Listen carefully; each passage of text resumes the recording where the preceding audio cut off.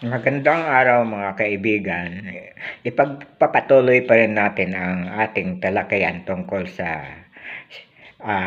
hearing sa Senado sa Kongreso kahapon na tungkol doon sa fake news ng ibinalita ng SMNI, ah, radio media network na pag-aari ni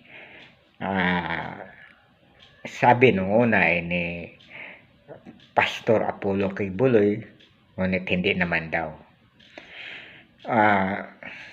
Kung ano man ang mga merito ng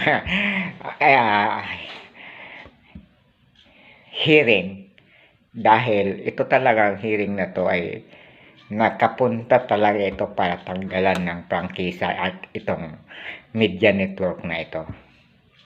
Kasi nung mga nakaraang almost 1 year na ang laging binobroadcast nila ay laban sa administration Marcos Percy.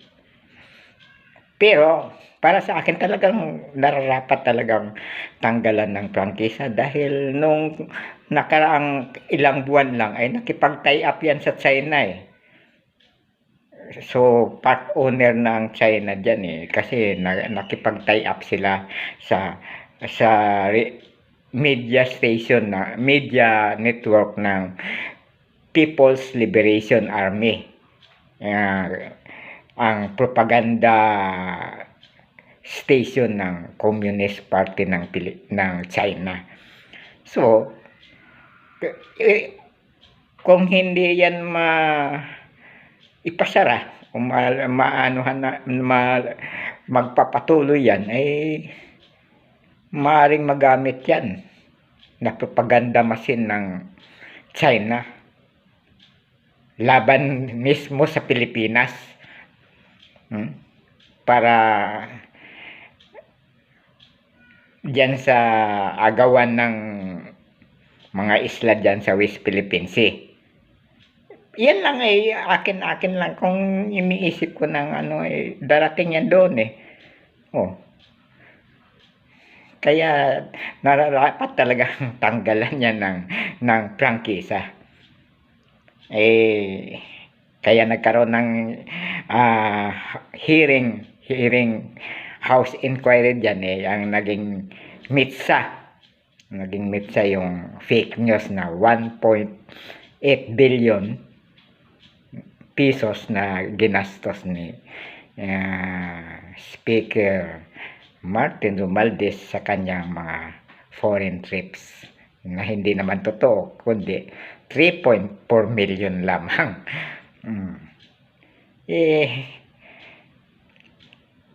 Yan politika ang kanilang topic lagi diyan sa politika lahat ng halos ng binobroadcast diyan mga politics na kumukontra diyan sa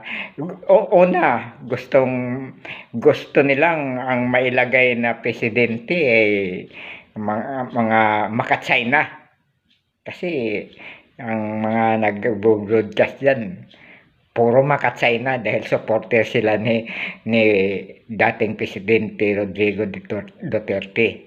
So gusto nilang mabalik ang panguluhan sa isang maka-China na presidente na katulad ni Rodrigo Duterte. Sa ngayon nga ang ay si Sara. Malay natin kung may nangyari dyan kay Presidente Marcos sino na magiging presidente? O di kaya dapat papasukin na talaga ang ICC pati. Iyan ang solusyon yan para mawala ang kaguluhan. Mawala ang kaguluhan sa politika dito sa ating Pilipinas. Hanggat nandyan yan, talagang laging laging magulo ang hindi tayo makaahon-ahon sa problema. hindi